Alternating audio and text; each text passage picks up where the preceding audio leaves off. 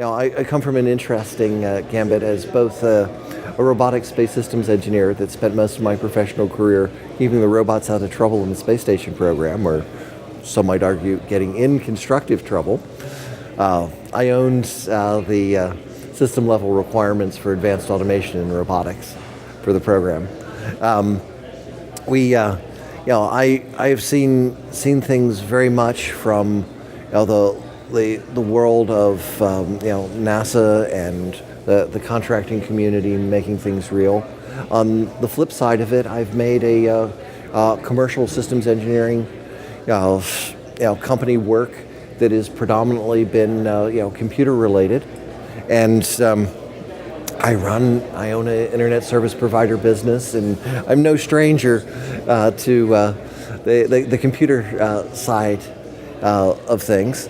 And I just view them as tools that we can all wield to help create the things we'd like to see come to pass. What is your main project today? As I mentioned, the Space Ambassadors program is just rolling out.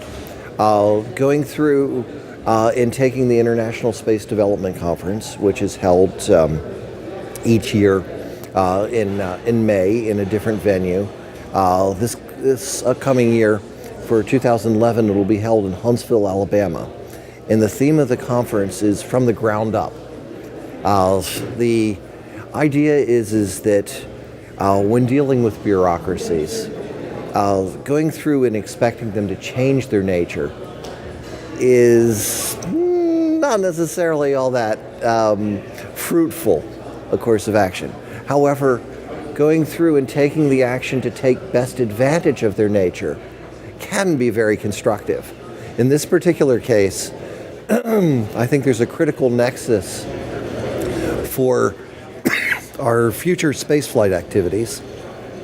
You hear, excuse me, a lot of talk about heavy lift launch systems. The notion that we should be developing an evolving flight system that is mission enabling, is sustainable in the sense that what it takes to continue using it is something that is tenable, and third, is actually affordable to use. This is radical stuff. Okay, this is not the sort of driving requirements that have typically been applied to government-sponsored space projects. Okay, going through and helping to frame an environment where that criteria is actually applied would, in our opinion, as an organization, be very helpful.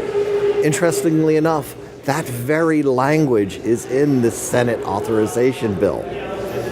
Interesting that there was a whole bunch of space advocates, last February that had 120 some odd meetings with various congressional offices talking about that very subject.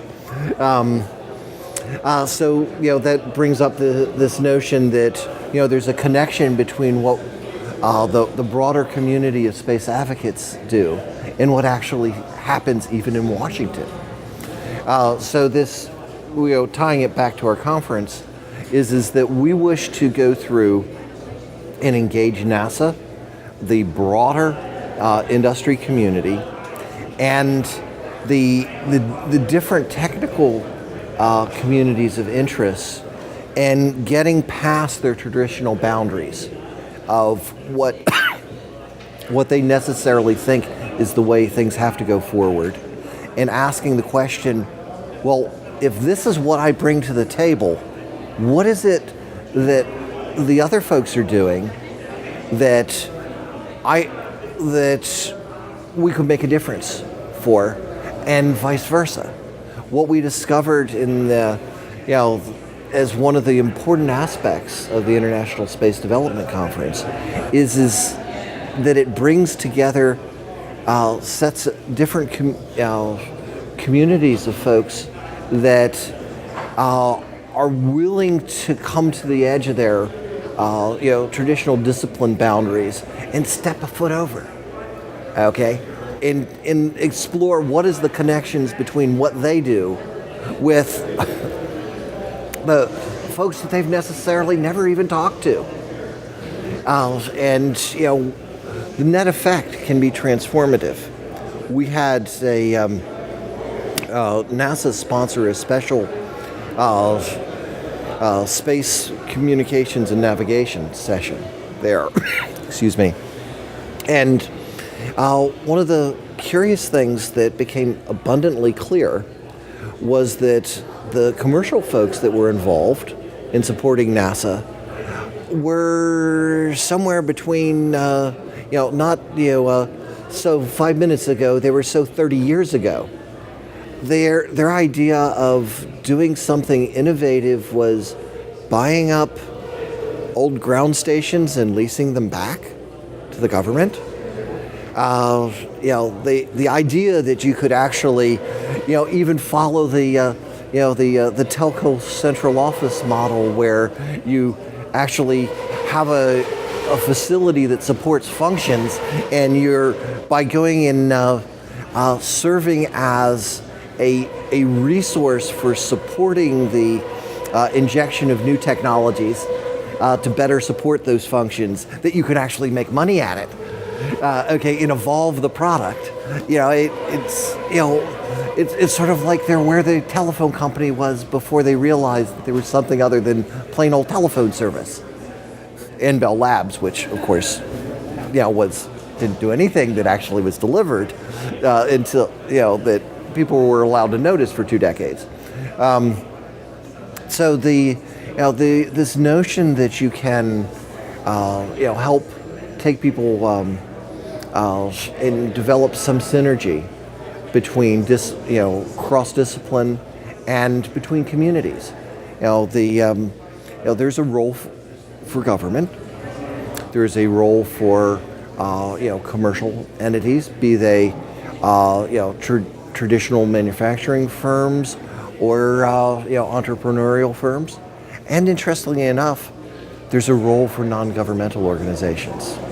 One of the things I would like to see happen is that the day come when the National Space Society betters the National Geographic Society in terms of helping to sponsor exploration initiatives. It's as much about providing the continuity of thought and the helping to stay to a path forward as it is about the particular dollars at a certain point. So we live in extraordinary times.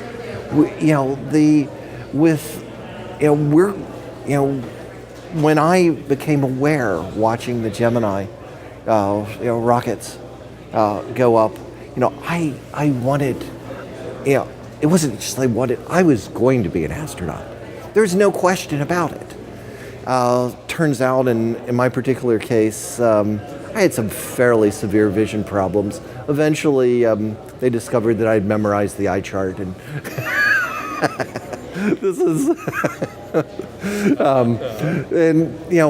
and so I figured that I had effectively lost my career in 4th grade. But as time went on, it occurred to me that after reading the work of Gerard K. O'Neill, with respect to describing the idea of space habitats and space colonies and the extending our economic sphere out into the solar system, that there was a way that I could make it into space. Everybody that wanted to had to be able to go too, but that's cool. Okay, we take our old civilization with us, if you will, and we live in that in those times.